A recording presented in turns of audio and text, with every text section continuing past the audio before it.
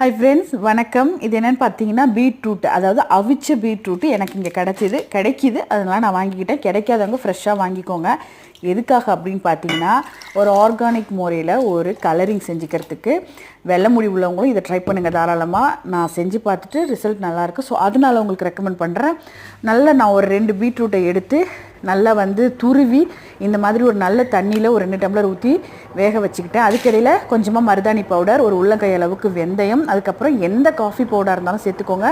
இதில் டீயும் சேர்த்துக்கலாம். அதாவது டீ கொதிக்க வச்சு டிகாஷனும் ஒரு நல்ல சுண்டின பிறகு ஒரு பதம் வந்த பிறகு சேர்த்துக்கலாம்.